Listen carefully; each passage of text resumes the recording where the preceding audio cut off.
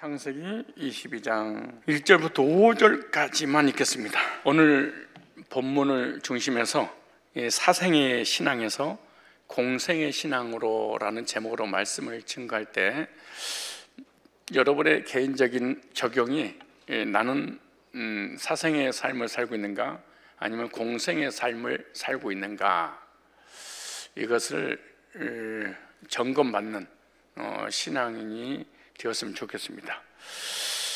아브라함에게는 두 아들이 있는데 두 아들은 대표성에 의해서 두 아들입니다.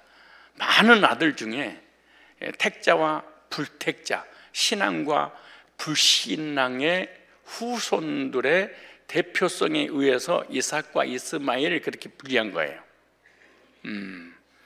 그것은 영적으로 교인들도 두 부류의 신자가 있다는 것을 말씀을 통해서 교훈을 주고 계시는데, 이 아브라함에게는 우리가 잘 알다시피 이스마엘과 이삭 두 아들이 있습니다.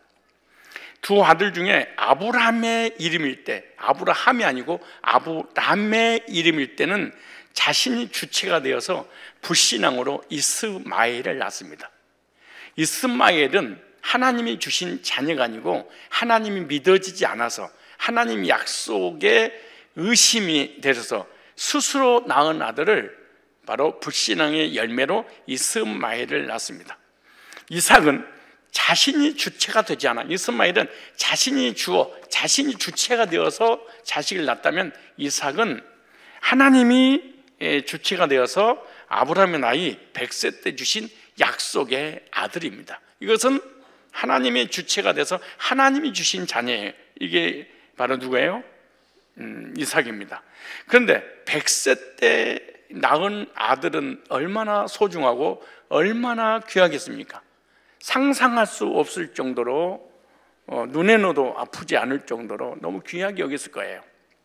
그런데 하나님은 아브라함을 시험하시려고 1절이 그러죠.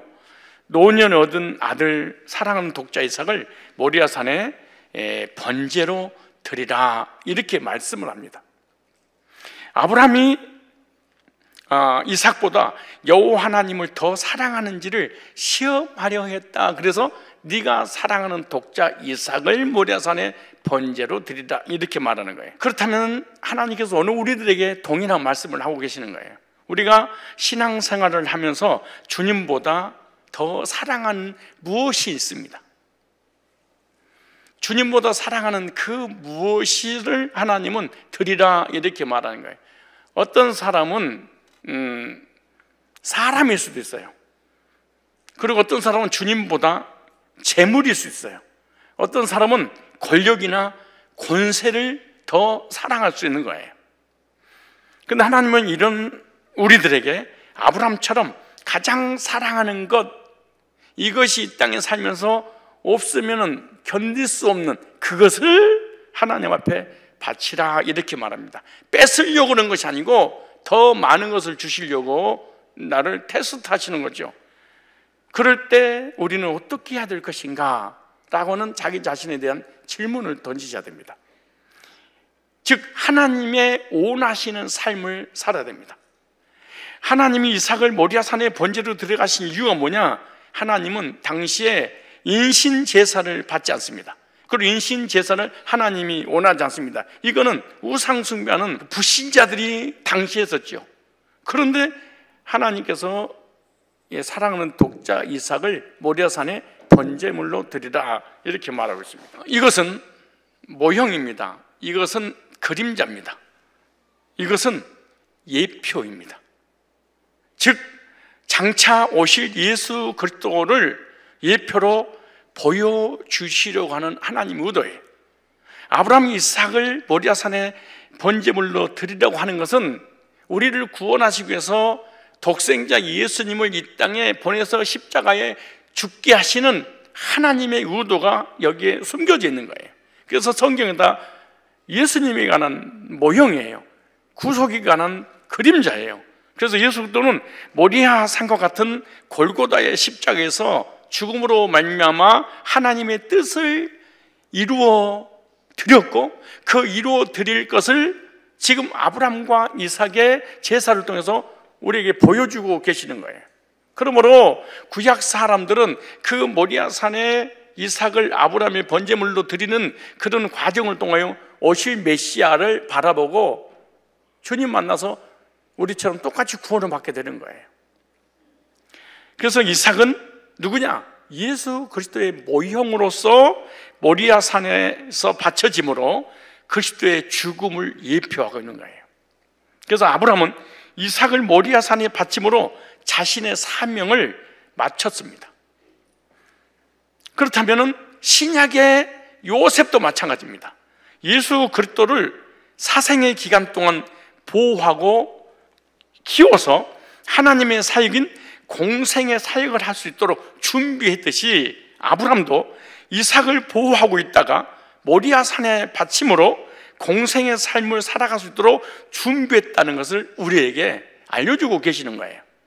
그래서 이삭은 모리아산에서 육적인 아버지의 사생의 삶을 끊고 하나님 아버지와의 관계를 맺음으로 공생의 삶을 살아가게 하는 거예요. 그래서 이 사생의 삶에서 공생의 삶으로 전환하는 그 메시지를 우리에게 보여주고 계시는 것은 예수님을 만나기 전에, 구원받기 전에 사생애에서 복음을 듣고 구원받아서 하나님을 위해서 사는 공생의 삶을 미리서 예표로 보여주고 있는 것하고 똑같은 내용이에요. 그래서 오늘 말씀을 통해서 나는 모리아와 같은 십자가 사건을 통해서 과거의 사생의 기간을 끊고 복음으로 구원의 확신을 얻고 공생의 삶을 살아가야 한다는 아주 중요한 교훈을 알려주고 계시는 거예요. 우리가 육적인 아버지인 아브라함과 같은 사생의 기간의 삶이 아니라 하나님 아버지를 만나 구원을 얻은 공생의 삶을 시작해야 됩니다. 번제들이 바쳐지기 전에는 이삭은 아버지를 위해서 살아갔던 사람이에요. 이건 사생의 삶이에요. 구원받기 전의 삶이에요. 그런데 번제단에서 죽음을 경험하고 난 다음에 이제는 아브라함의 사생의 삶이 아니라 이제는 하나님을 위한 공생의 삶을 살게 되는 것이 바로 이삭의 삶이에요. 이 시간 우리는 모리아와 같은 십자가에서 예수 그리스도를 만나 구원을 얻고 영원히 하나님을 모시고 사는 자가 되어야 될 줄 믿습니다. 오늘 22장 2절에 이렇게 말합니다. 여호와께서 이르시되 네 아들 네 사랑하는 독자 이삭을 데리고 모리아 땅으로 가서 내가 네게 일러준 한 산 거기서 그를 번제로 드리라. 이 말씀이 너무너무 중요한 거예요. 여호와께서 이르시되 네 아들 네 사랑하는 독자 이삭을 데리고 모리아 땅으로 가서 내가 네게 일러준 한 산 거기서 그를 뭘로 드리라? 번제로 드리라. 하나님은 아브라함에게 말씀하시는 거예요. 하나님이 아브라함에게 약속의 아들을 주셨어요. 이제 주시고 난 다음에 이제는 그 아들을 번제로 드리려고 하시는 거예요. 이것은 어떤 의미가 있냐? 독자 이삭은 바로 독생자 예수 그리스도를 상징하는 인물이에요. 여호와 하나님은 독생자 예수 그리스도를 직접 모리아의 한 산과 같은 갈보리 골고다에서 번제물로 드렸습니다. 이삭은 그래서 예수 그리스도의 이 그림자라면 예수 그리스도는 그대로 신약에 와서 모리아 산의 사건을 그대로 실체가 와서, 그리고 모형도라면 예수님은 실체가 와서 실제로 성취하신 거예요. 그래서 예수님이 십자가를 걸머지고 골고다 언덕에서 온 인류의 제물 대성물로 순종하실 예표가 바로 이삭을 드려지는 것을 통해서 우리에게 보여주고 있는 거예요. 그래서 이 번제단에 이삭을 드리려고 할 때 하나님께서 네가 나를 사랑하는 줄 알았으니 독자 이삭에게 손을 대지 마라 하면서 딱 돌아서 봤더니 하나님께서 순양을 준비했죠. 준비된 순양을 딱 보면서 여호와 이레, 하나님께서 준비하셨다, 하나님께서 예비하셨다, 그렇게 고백하잖아요. 즉 독자 이삭을 모리아의 한 산에서 드림으로 아브라함의 언약을 확증받는 사건을 의미하는 거예요. 하나님께서 아브라함이 주신 언약을 확증받는, 즉 이것은 하나님께서 독생자이신 예수님을 십자가에 달리게 하심으로 죄인을 향한 하나님의 사랑을 확증하신 것 같이 아브라함의 하나님을 향한 사랑이 확증되었다라고 하는 것이 로마서 5장 8절인 거예요. 그러니까 하나님께서 독자 이삭을 아브라함에게 번제물로 드리라고 하는 것은 바로 하나님께서 예수님을 이 땅에 보내주심으로 하나님의 사랑을 십자가로 표현하실 것이라는 것을 확증시켜 주는 거예요. 그러니까 이렇게 말하잖아요. 하나님의 사랑이 이렇게 나타난 바 되었으니 죄인을 위하여 독생자를 이 세상에 보내주셨다. 그 독생자를 보내주심으로 하나님의 사랑을 확증시켜 주신 거예요. 그래서 로마서 5장 8절에 보니까 우리가 아직 죄인 되었을 때 그리스도께서 우리를 위하여 죽으심으로 하나님이 우리에 대한 자기의 사랑을 확증하셨느니라, 이렇게 말하는 거예요. 그래서 하나님의 사랑의 표현이 십자가를 통해서 확증을 시켜준 거예요. 그러니까 이걸 갖다가 확증된 사랑이다, 그러니까 십자가를 통하여 하나님의 사랑이 확증을 해주셨다, 그 말이죠. 그래서 우리는 이삭을 통해서 두 가지 관점을 생각해 봐야 됩니다. 하나는 예수 그리스도의 삶을 발견해 볼 수 있고요, 또 다른 하나는 성도의 삶을 발견할 수 있습니다. 예수님의 그 구속사를 통해서 나는 어떻게 구원받게 되는 것인가 라고 하는 것을 지금 보여주고 있는 거예요. 즉 영적으로 두 가지를 발견할 수 있어요. 하나는 사생의 삶, 또 하나는 공생의 삶. 내가 구원받고 나면 이삭처럼 사생의 삶에서 공생의 삶으로 바뀌게 되는 것을 지금 말씀하고 있는 거예요. 이삭이 번제단에 번제물로 드리기 전에는 무슨 삶이에요? 사생, 육신적인, 율법주의적인 구원받기 전의 삶이에요. 그런데 번제단을 통과하고 난 다음부터 이 사람은 공생의 삶을, 이제 하나님의 사람으로 삶을 사는 거예요. 그러니까 그리스도 안에서 새로운 피조물로 바뀌는 것이 바로 모리아 산 사건 이후예요. 창세기 22장 2절 다시 보면은 여호와께서 이르시되 네 아들 네 사랑하는 독자 이삭을 데리고 모리아 땅으로 가서, 이 모리아라고 하는 것은 저번 시간에 말씀드렸잖아요. 모리아, 이 모리아라는 뜻입니다. 히브리어입니다. 이 모리아가, 이 단어는 어떤 단어냐, 나하라는 단어예요. 히브리어를 나하란 말은 보다 이런 뜻입니다. 이 말은 보다. 이 뜻과 야흐, 이 야흐란 말은 여호와 이런 뜻이에요. 그러니까 모리아라는 그 산 자체가 합성어예요. 이 나하와 야흐, 그러니까 모리아는 여호와께 보여진 땅, 그 말이에요. 그러니까 여호와께 보여진 땅이 모리아 땅이에요. 그러니까 모리아산은 어떤 곳이냐, 하나님께서 선택하신 땅, 그 말. 하나님께서 선택하신 곳, 이게 모리아예요. 이 모리아 산은 나중에 솔로몬이 이곳에다 예루살렘 성전을 짓습니다. 그래서 이삭이 들어진 이 장소에 성전이 세워진다는 것은 장차 예수 그리스도가 이곳에 세워질 것을 지금 예표하고 있는 거예요. 그래서 이삭을 드리는 그 산을 딱 지정을 해놨어. 그게 모리아 산이에요. 하나님이 보고 주시하고 계신 산, 바로 이 산이 어디냐, 나중에 예수님께 십자가에 못 박혀 죽는 바로 골고다입니다. 그러니까 이 산은, 이 모리아 산은, 이 갈보리 언덕, 이 골고다는 창세전 영원전부터 하나님께서 보고 계셨던 곳, 그 말이에요. 그럼 누구를 본 거예요? 저와 여러분을 구원하기 위해서 예수님을 보내셔서 십자가에서 죽여야만 되는 그 장소를 딱 이렇게 정해놓은 거예요. 그래서 모리아 산에 이삭이 바쳐진다는 것은, 이삭은 아브라함의 육적 아버지와의 관계를 끊고, 그 말이에요. 영적인 아버지인 여호와 하나님과의 관계를 새롭게 형성된다는 것을 의미하고 있는 거예요. 자, 22장 5절 한번 보실래요? 22장 5절 무슨 말인지 좀 더 정리하면, 시작. 이에 아브라함이 사환에게 종들에게 이르되 너희는 나귀와 함께 여기서 기다리라.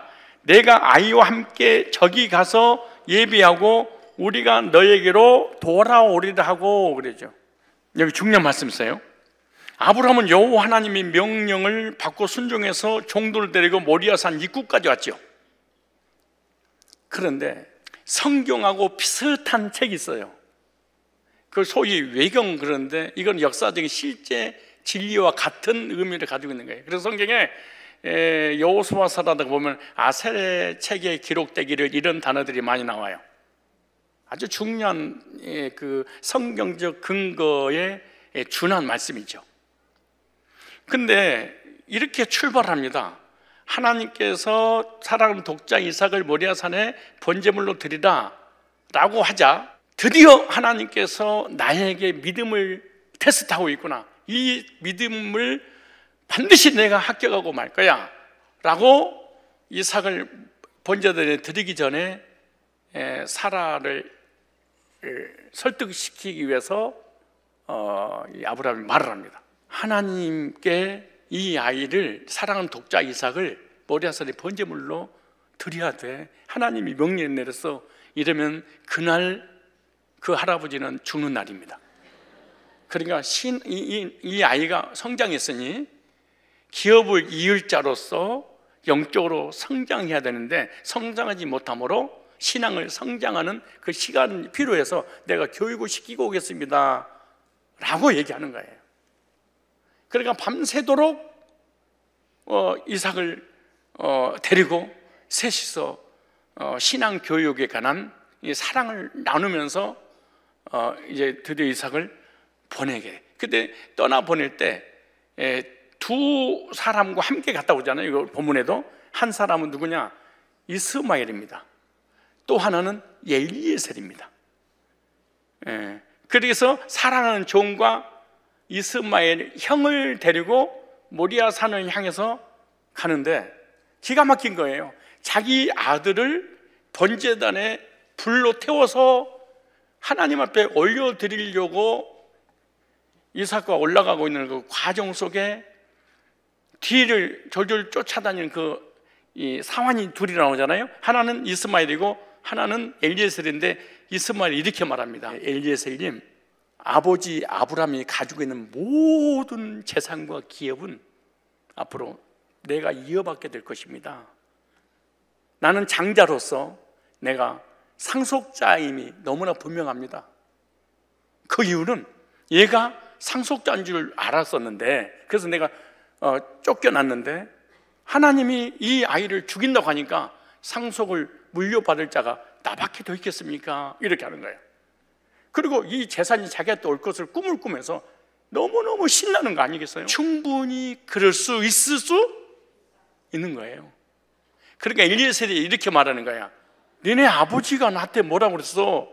이 기업을 이을 자가 내 사랑하는 이 집에서 길이오는 엘리에셀이라고 했지 않느냐? 그러니까 너한테 가는 것이 아니라 나한테 오는 거야.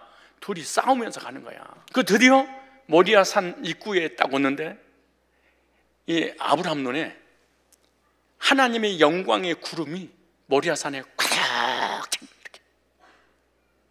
그렇게 이삭한테 묻는 거야. 이삭아, 저 모리아 산에 저 영광스러운 하나님의 임재가 보이느냐? 그랬더니 아버님, 제가 보입니다. 그래.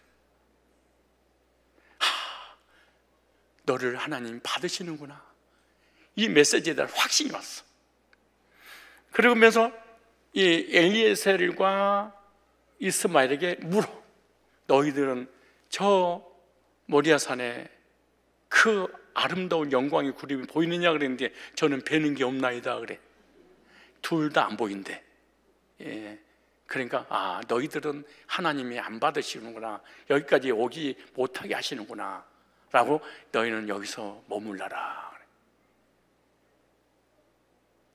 그리고 이삭을 데리고 모리아산에 번제물로 드리고 난 다음에 이삭과 함께 다시 오리라 그래. 참 신기하죠? 여기 몇 절 나와요? 잘 보세요. 아이와 함께 저기 가서 예배하고, 우리가 복수지요, 단수가죠. 나 혼자 온다는 게 아니고 누구까지 같이 온다? 아이와 함께. 그러게 아이가 아니에요. 37살인데 우리 맨날 10대로 보는데 이삭이 10대가 아니에요. 30 제거로 많이 잡았으면 37살 정도 되는 거예요. 근데 37세가 된 아이를 하나님께 예배 드리고 난 다음에 같이 온다고, 우리가 너에게로 돌아오리라고. 그러니까 아브라함은 종들을 모리아산 입구에 까지 왔는데 거기에 머물라고 그러고, 아브라함은 종들에게 나와 함께 여기서 기다리라 이러면서 내가 이삭과 함께 하나님이 지시한 곳에 가서 예배하고 우리가 너에게로 돌아오겠다라고 복수를 썼어. 그럼 아브라함은 어떤 믿음을 가지고 있었냐? 이삭이 죽어도 하나님이 다시 살릴 거야. 이게 우리라는 복수야. 놀라운 믿음입니다. 이게 보통 믿음이 아니에요. 그러니까 남자 아내 구실을 할 수 없는 노인 할머니 할아버지가 되고 말았어. 경수가 끊어졌어. 그런데 하나님이 뵀을 때 아이를 줬어. 그 기적 같은 일이잖아요. 그러면은 이 아이를 주셨으면 다시 살릴 것을 믿고 같이 올 거야. 그러니까 무슨 말이야? 히브리 기자는 이 사건에 대해서 뭐라고 증명해 주셨는가? 히브리 11장 19절. 그러니까 이게 도덕책이고 윤리책이고 소설책이 아니에요. 이 엄청난 구속의 메시지가 여기 들어가 있는 거죠. 11장 19절에 시작. 그가 하나님이 능히 이삭을 죽은 자 가운데 다시 살리실 줄을 생각하지라. 그래서 우리라는 단어 쓴 거예요. 비유컨대 그를 죽은 자 가운데 도로 받은 것이니라. 그러니까 히브리서는 아브라함이 이삭을 바칠 때 하나님이 능히 이삭을 죽은 자 가운데 다시 살리실 줄로 생각했다. 엄청난 믿음을 가지고 있는 거예요. 그러니까 부활 신앙을 가지고 있는 거예요. 그 이유를 오늘 본문에 자세히 설명하는데, 돌아오리라, 이 히브리서 말고 창세기 22장 다시 보면 돌아오리라 그러죠. 이 말이 히브리어로 슈브라는 단어입니다. 슈브. 이 슈브는 되돌아오다, 회복하다 이런 뜻입니다. 여기 문장을 보면 아브라함은 종들에게 이삭과 함께 모리아산에 가서 예배하고 같이 돌아오리라 이렇게 말해요. 근데 문법이 어떻게 돼 있냐 그러면은 1인칭 복수로 돼 있어요. 문법이. 그러니까 예배를 마치고 나서 나는 반드시 너에게 이삭과 함께 돌아오겠다, 기다리라고 고면하는 거예요. 그러니까 아브라함은 이미 이삭이 죽어도 하나님이 살리시겠다는 것을 믿는 믿음으로 가지고 올라가고 있는 거예요. 이것이 아브라함의 부활 신앙이었어요. 죽은 자를 다시 살리는 부활을 믿은 거예요. 즉 무슨 말이냐? 예수님은 아브라함을 위해서 십자가에 못 박혀 죽으시고 다시 3일 만에 부활하심으로 인해서 나도 다시 죽었다가 부활할 것을 믿는, 예수님 죽음과 부활을 믿은 거예요. 그러니까 아브라함의 믿음처럼 우리의 믿음을 갖지 못하면 우리는 구원받은 신자가 될 수 없다, 그렇게 말하는 거예요. 왜? 죽음과 부활을 안 믿는데 어떻게 구원을 받겠습니까? 그래서 아브라함은 우리의 믿음의 조상이라 그렇게 말하잖아요. 우리도 주님이 이 땅에 오실 때 이삭을 살린 것처럼 저 여러분들을 신령한 몸으로 부활시키실 겁니다. 아브라함처럼 부활의 신앙을 가지고 우리는 신앙생활을 해야 됩니다. 이것이 바로 우리의 신앙이 돼야 돼요. 하나님은 왜 그런데 이삭을 모리아산의 번제로 바치라고 했을까요? 그것은 이삭을 여호와 하나님의 독생자로 삼기를 원하셨기 때문에 그런 거예요. 지금까지는 이삭이 아브라함을 아버지로 섬겼다면 이제는 영적 아버지인 하나님을 섬기기를 원하신 거예요. 지금까지 육적 아버지만 섬겼으면 이 육적 아버지로 하산하고 영적 아버지 하나님만 섬겨라, 그 말이에요. 그래서 네가 사랑하는 독자 이삭을 바쳐라. 그러니까 아버지의 사랑을 득분받고 아버지를 의지하며 살아갔단 말이에요. 이제는 아버지를 스라에서 벗어나서 하나님 아버지를 섬겨야 된다. 그래서 독생자를 원하신 거예요. 우리도 마찬가지예요. 교회에서 신앙생활을 하면서 거듭나지 못하고 세상적인 사생의 삶을 살고 있을 수도 있습니다. 구원받기 전에는 다 사생의 삶이에요. 그런데 모리아산에서 이삭이 바쳐진 것 같이 예수 그리스도를 만나서 거듭남으로 공생의 삶을 살기 시작하는 거예요. 모리아산의 번제물로 바쳐지기 전에는 인간적인 삶, 나를 위한 삶, 행위로 구원 얻으려고 하는 율법주의적인 삶을 살다가 십자가의 구속의 복음을 듣고 구원받은 순간 이제는 공생에, 이제 하나님을 아버지로 섬기면서 하나님을 위해서 사는 삶을 사는, 복음을 만나서 복음을 위한 삶을 살게 되는 것을 우리가 보여주고 있는 거예요. 여기서 중요한 내용이 뭐냐? 아브라함은 이삭을 모리아 산에다가 여호와 하나님께 바치고, 아까 본문에 보니까 누구 함께 다시 내려온다고 그랬어요? 이삭과 함께, 우리가 함께 내려오리라. 그런데 함께 안 내려와. 분명히 아브라함은 아들 이삭과 함께 같이 내려온다고 종들에게 말했는데, 내려올 때는 아브라함 혼자만 내려오는 거예요. 그 이유가 뭐냐? 이제 아브라함은 이삭에게 자기 할 일을 다 한 거야. 그래서 여호와 하나님을 아버지로 섬길 수 있도록 도와주기 때문에 아브라함이 할 일이 이제 끝나고, 이제는 하나님 안에서 스스로 하나님을 섬길 수 있는 그런 자리까지 만들어준 거예요. 22장 19절에 이 아브라함이 그의 종들에게 돌아가서, 자 보세요, 함께 떠나 브엘세바에 이르러 거기 거주하였더라. 이 아브라함이 그 종들에게 돌아갔어요. 근데 우리가 돌아올 거야. 그런데 이 종들을 만났을 때는 혼자만 내려와. 아브라함은 하나님의 명령에 의하여 이삭을 모리아 산에 바치고 여호와께 큰 복을 받을 것이라는 약속을 받고 내려오는데, 아브라함이 종들에게 돌아가서 함께 떠나 브엘세바에 이르러 거기 거주했는데, 여기서 돌아가서 이 말이 슈브라는 단어인데요, 되돌아오다, 회복하다. 그러니까 여기 문장에 보니까 아브라함은 모리아 산에서 바로 즉시 내려와 종들에게 도착을 했는데, 문법이 이 와우 접속사를 사용해서, 와우 접속사란 말은 즉시 그 말이에요. 그래서 아브라함이 즉시 내려와 종들을 만났다는 의미인데, 그런데 아브라함이 올라가서 같이 내려오겠다고 할 때는 복수를 사용해야 돼. 이 올라갈 때 내가 같이 내려갈 거야, 그럴 때 복수를 사용했어요. 근데 종들에게 내려왔을 때는 단수를 사용해서 혼자 내려왔어. 이게 복수로 사용하다가 뭘로 사용했어요? 단수로 사용해. 문법이 기가 막힌 거예요. 그러니까 우리 성경에는 이걸 안다는 거 하나의 별따기야. 없어, 성경에는. 그런데 언어 문법 보니까 단수로 내려왔다 그래. 아브라함은 자신의 아들 이삭에게 여호와 하나님을 만날 수 있도록 해주기까지 아브라함의 역할이에요. 그러니까 육적인 아버지로서는 모든 것이 끝났어요. 이제부터 이삭은 영적인 분가를 했어요. 영적인 분가. 그러니까 모리아 산에서 여호와 하나님을 아버지로 만나서 평생 하나님 한 분 영적인 아버지를 섬기기를 원했던 거죠. 이것은 오늘 나에게 어떤 의미가 있냐? 갈라디아서 2장 20절의 적용이에요. 내가 그리스도와 함께 십자가에 못 박혔나니 그는 이제는 나가 산 것이 아니요 이제 번제들에서 모리아 산에서 십자가에서 복음으로 나의 삶은 끝났어. 육적으로 행위로 구원받으려고 하는 모든 것이 끝났어. 그리고 이제는 믿음으로 사는 것이다, 이렇게 말해. 그러니까 비포 애프터가 이렇게 다른 거야. 구원받기 전에 육적인 삶, 세상을 의지하고 돈을 의지하고 사람을 의지하고 율법을 지켜서 행위로 구원받으려고 했다가 복음 만나서 딱 구원받고 난 다음에 영적인 사람으로 딱 바뀌고 남은 이제 믿음으로 살아가는 삶을 갈라디아 2장 20절에 적용해. 그래서 이삭이 모리아 산에서 죽고 다시 태어난 것처럼 저와 여러분들도 그리스도와 함께 십자가에 못 박혀 죽고 예수님 부활하실 때 같이 부활한 거예요. 이제는 내가 사는 것이 아니라 오직 내 안에 예수 그리스도께 사신다, 이렇게 말해요. 그래서 이삭은 모리아 산에서 언제 문제가 해결됨으로 말미암아 그 모리아 산을 기점으로 해서 인생이 바뀐 거예요. 그리스도 안에 새로운 피조물로 바뀌는 것이 모리아 산 사건이에요. 여기서 거듭남의 사건이에요. 여기서 언제 문제가 해결된 거예요. 그게 하나님 만난 거예요. 이제 내가 과거의 모든 언제는 끝났구나. 이제 그리스도 안에 새로운 피조물이구나. 이제 하나님의 자녀로서 하나님을 섬기는 피조물로 싹 바뀌는 것이 바로 번제들의 사건이에요. 이것이 모리아 산 사건이에요. 즉 사생의 삶에서 공생의 삶으로. 놀라운 일입니다, 이게. 우리들도 반드시 이 기점이 있어야 됩니다.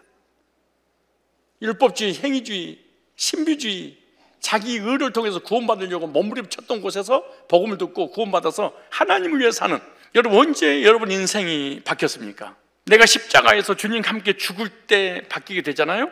그래서 육적인 아버지를 섬기고 살았던 이삭의 삶은 사생의 삶이었다면 모리아 산에서 죽고 난 이후의 삶은 여호와를 아버지로 섬기는 공생의 삶이었다, 이렇게 말한 거예요.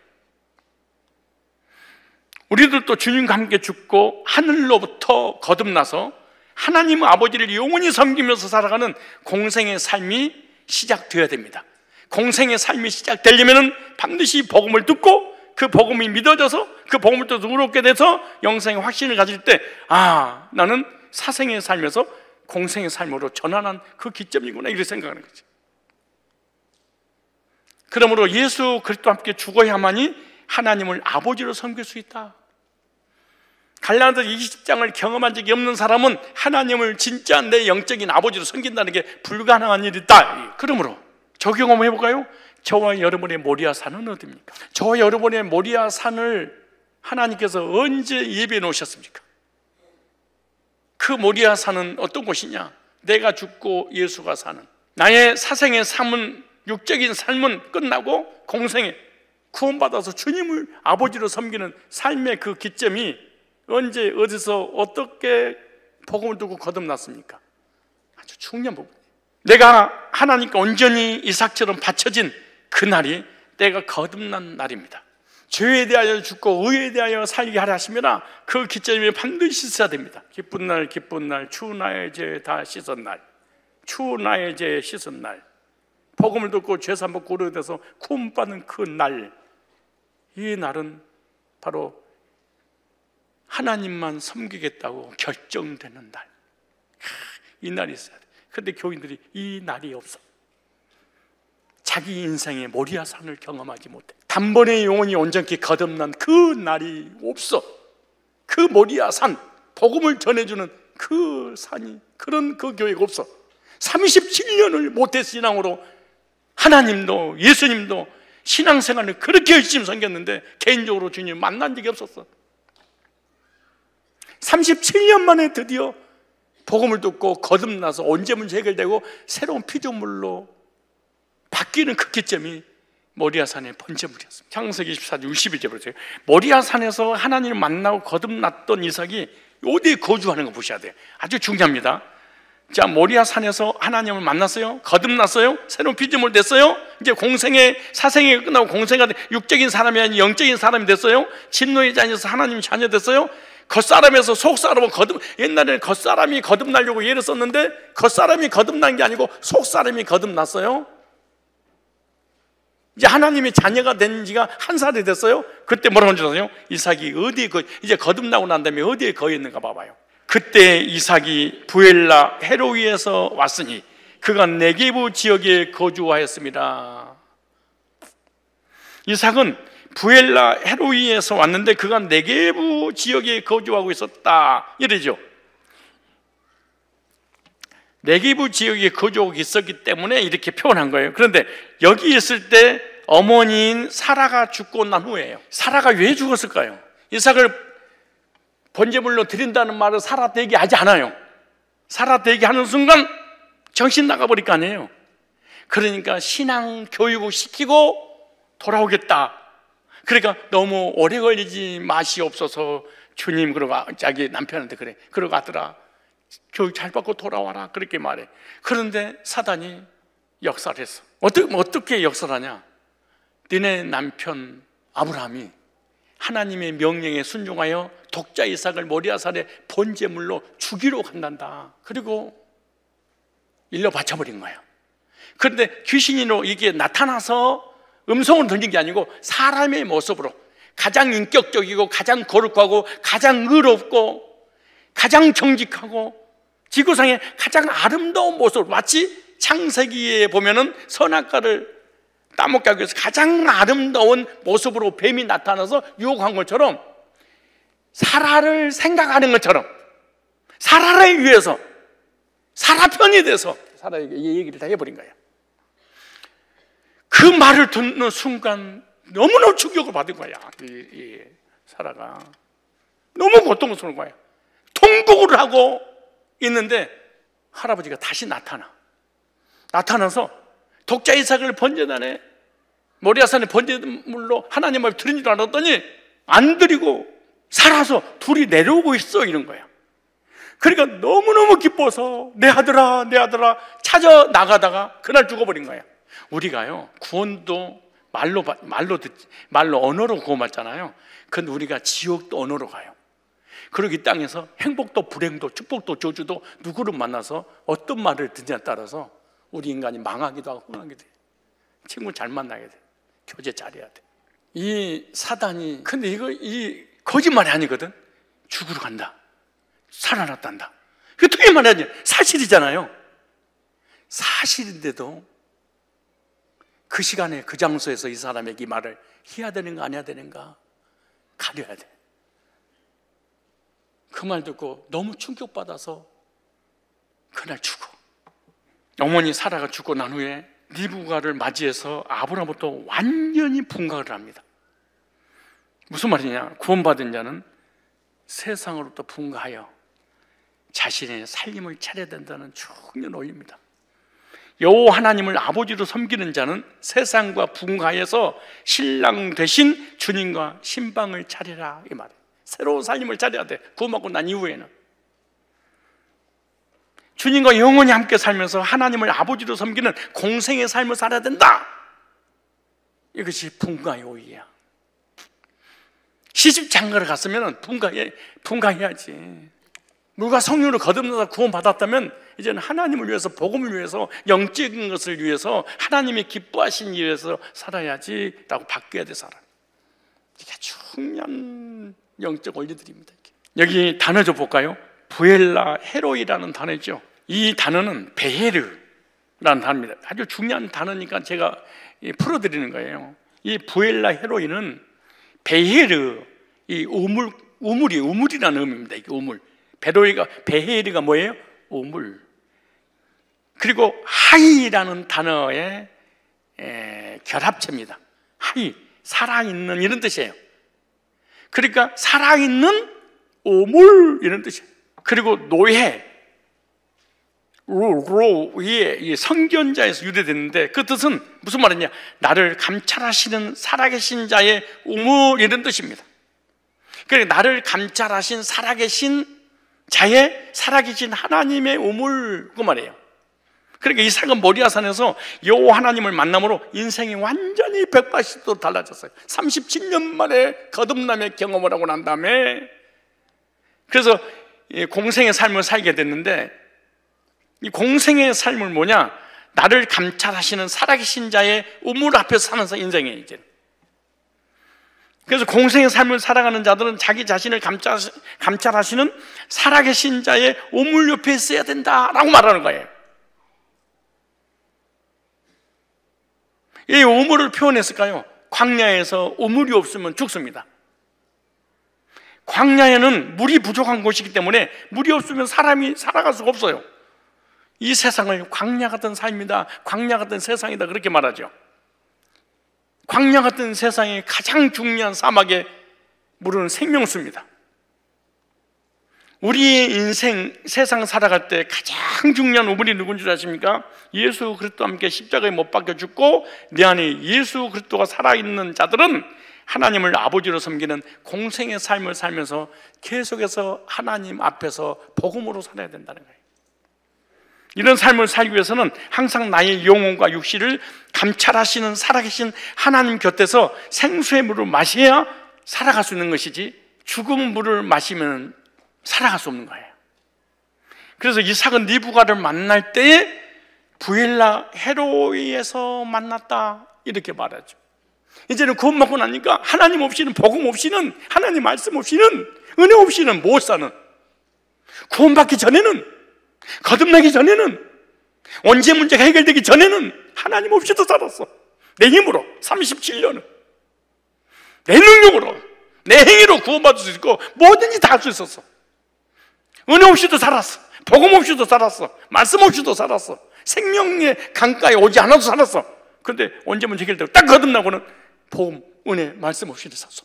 육적인 행위로 구원받으려고 하는 사생애에서 복음으로 구원받고 공생애가 딱 들어가면은 육적인 사생의 삶을 분가해서 신방을 차리는데 누구하고? 예수님과 복음과 말씀과 새로운 삶을 살기 시작해. 즉 공생애가 시작되면 부엘라 헤로이가 내 안에 탁 들어오는 거예요. 거듭난 적이 없으면 부엘라 헤로이가 절대로 내 안에, 내 속에 역사가 안 돼. 몸부림을 쳐도 안 되는 거예요. 이삭은 37년 동안 율법으로, 행위로 자기 인생을, 자기 삶을 스스로 펼쳐나가서 살아갈 수 있다고 생각을 했어요. 거듭나고는 180도로 바뀌었습니다.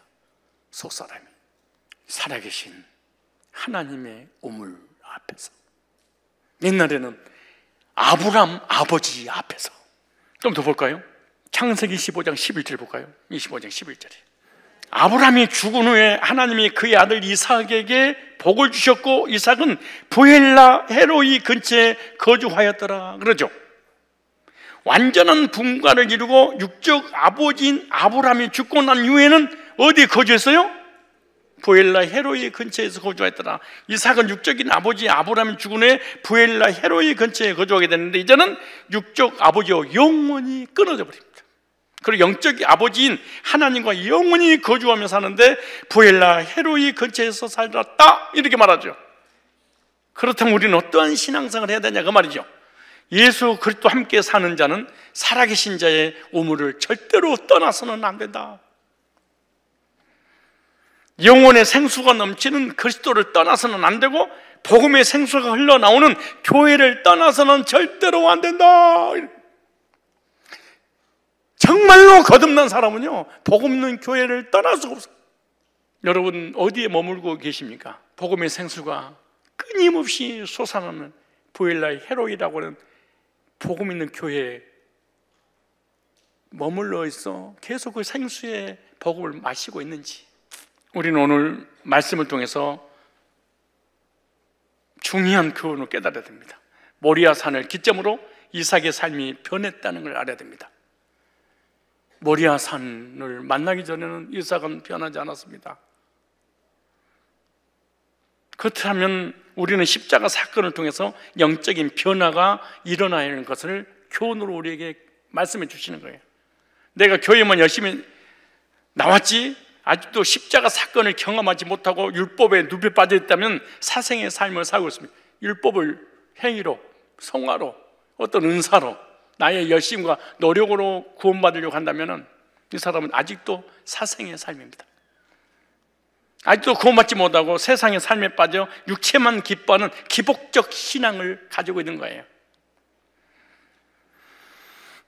오늘 이 시간 내가 모리아 산에서 이삭이 바쳐진 것처럼 십자가에서 내가 죽고 내 안에 예수 그리스도가 살아나면 하나님을 아버지로 섬기면서 사는 공생의 삶이 시작되는 거예요. 공생의 삶을 시작했다면 부엘라 헤로이에 영원히 거주하게 되는 거예요. 부엘라 헤로이에서. 여러분이 실제로 거듭난 적이 없으면 꼭 이런 생각, 언젠가는 교회에 떠나야지, 더 좋은 교회가 있겠지, 다 머릿속에 생각이 안 돌아. 약간만 문제 있으면 떠날 준비를 하는 거예요. 왜? 부엘라 헤로이, 다시 말해서 번제단에서 모리아 산에서 주님 만난 적이 없으니까 부엘라 헤로이에 거주한다는 것이 불가능한 일이에요. 아직도 영적 분갈하지 못하고 세상에 빠져 살고 있다면 오늘 말씀을 통해서 구원받고 거듭나서 영적 분갈을 이뤄야 됩니다. 하나님과 함께 사는 율법의 아버지 밑에서 종노릇하면서 고통당하지 말고 복음의 아버지 밑에서 자유하는 자유자의 삶을 살아야 됩니다. 하나님 아버지는 저와 여러분들이 거듭난 순간 나를 감찰하시고 살아계셔서 영원히 목마르지 않는 생수를 끊임없이 공급해 줍니다. 부엘라 헤로이, 생명 강가. 적용한다면 여러분이 진짜로 모리아산, 십자가 골고다를 통하여 예수님을 통해서 내가 죽고 예수님을 내가 살았다, 내가 거듭난 경험을 실제로 했다, 그러면 부엘라 헤로이라고 하는 복음이 계속 들려져. 그 복음이 계속 믿어져. 그리고 그 복음 없이는 못 살아. 그리고 계속 기뻐, 계속 즐거워. 그 복음 너무너무 행복해. 부엘라 헤로이가 딱 내 마음에 임해버리는 거예요. 복음의 우물이 하나님 앞에서 나를 계속해서 하나님께서 말씀으로 복음으로 충만케 해주시는. 근데 교인들이 부엘라 헤로이를 만난 적이 없어. 왜냐? 모리아 산을 경험한 적이 없으니까. 이제 저와 여러분들의 삶은 복음을 두고 거듭나서 구원의 확신을 가진 순간 사생의 삶은 끝나고 공생의 삶이 시작된 줄로 믿습니다. 공생의 삶은, 사생의 삶은 육적인 아버지가 책임져 줬는데 복음으로 거듭나서 공생의 삶이 시작되면 하나님이 책임져 줘. 하나님이 보호하셔. 하나님이 인도하셔. 영적인 부분이든 물질의 부분이든 건강의 복이든 모든 영육간의 삶을 영적인 아버지가 부엘라 헤로이의 은혜를 주시는 거예요. 육적 아버지는 죽었어. 영적 아버지는 영원하신 분이에요. 육적 아버지는 우리를 영원히 책임져 줄 수가 없어. 영적 아버지가 되신 하나님은 우리의 목자가 돼서 천국 가는 그날까지 영원히 우리의 삶을 책임져 주고 인도하시는. 그리고 중요한 것은 모리아 산이라고 하는 골고다의 십자가의 구속이 내가 경험된 내 구속이었는가 생각해야 돼. 그럼 이 사람 속에서는 부엘라 헤로이가 다 설정이 돼. 다 복음 없이 못 살아. 못 살아 하기 전에 복음을 계속 하나님 나를 공급시켜 주는 거예요. 그리고 복음 들을 때마다 기쁘고 즐거고 감격 속이. 왜? 생수의 강이 터져서 그런 거예요. 부엘라 헤로이, 하나님 우물 앞에서 저와 여러분의 앞길을 인도해 주실 줄로 믿습니다. 이제부터 공생의 기간으로서 영적인 하나님 아버지를 섬기면서 살아간다면 부엘라 헤로이라고 하는 하나님의 은혜와 사랑과 구속의 복음을 지속해서 우리에게 생수로 마시게 해서 감격 속에 살 뿐만 아니라 우리의 삶을 책임지시고 인도하시고 천국 가는 그날까지 함께 하신 줄로 믿습니다. 오늘 모리아 산에 그 놀라운 구속의 은혜가 나의 구속이 되기를 원하고, 구속의 은혜를 실제로 경험했다면 부엘라 헤로이가 내 심령 속에 충만케 돼서 듣는 모든 메시지와 전하는 모든 메시지가 사람을 살리는 부엘라 헤로이의 은혜가 임하게 될 줄로 믿습니다. 기도하겠습니다. 이삭은 모리아에서 하나님께 번제물로 바쳐진 사건을 통해 사생의 삶에서 공생의 삶으로 육적인 사람이 영적인 사람으로, 겉사람을 위한 삶이 속사람을 위한 삶으로, 현세적인 삶을 살았던 자가 내세를 위한 삶으로, 자신을 위한 삶에서 하나님을 위한 삶으로, 율법주의, 행위주의, 도덕주의, 성화주의의 삶에서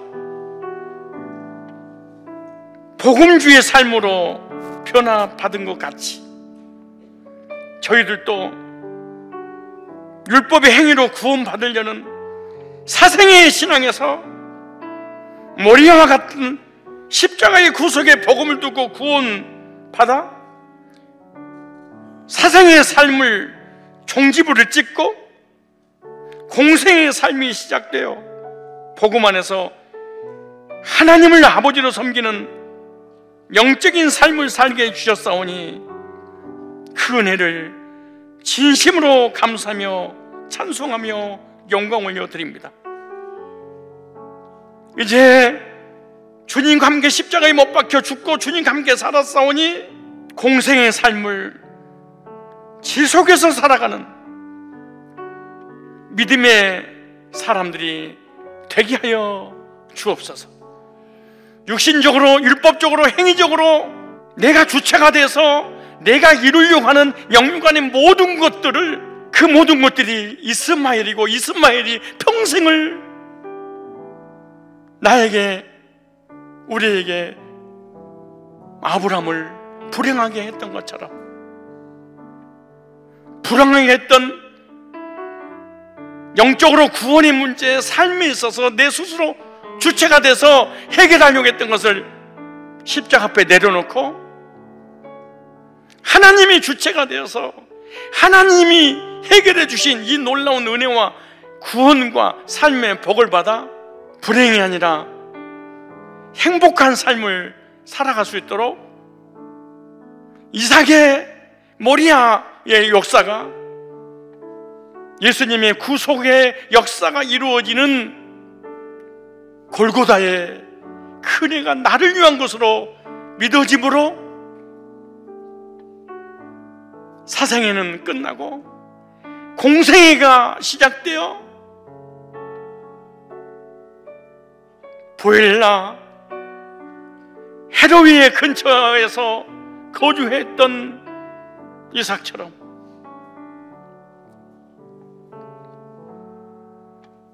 우리들도 예수 그리스도와 함께 살아가는 살아계신 자의 우물을 어떤 상황이 온다지도 떠나지 않도록 인도하여 주옵소서. 영혼의 생수가 넘치는 그리스도를 떠나서는 살아갈 수 없음을 깨닫게 하여 주옵시고, 복음의 생명수가 흘러 넘치는 교회에서 끊임없이 솟아나는 부엘라 헤로이의 은혜를 경험하며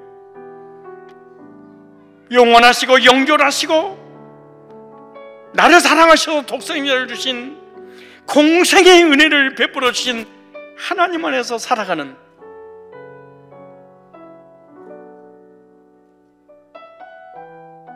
저희들의 영적 변화가 지속해서 일어나도록 주님 은혜를 베풀어 주시옵소서. 예수님이 거룩하신 이름으로 기도드리옵나이다. 아멘. 이제는 우리 구주 예수 그리스도의 구속의 은혜와 하나님 아버지의 놀라우신 사랑하심과 성령 하나님의 교제 인도 역사 충만케 하시는 은총이 사생애를 마치고 복음으로 거듭나 공생애를 시작하면서 부엘라 헤로인 예수 그리스도와 함께 사는 살아계신 자의 우물 안에서 복음의 생수를 마시면서 천국 가는 그날까지 살아가겠노라고 머리 숙인 은혜 받고 돌아가는 하나님의 사람들 위해 이제부터 영원토록 항상 함께 있을지어다. 아멘.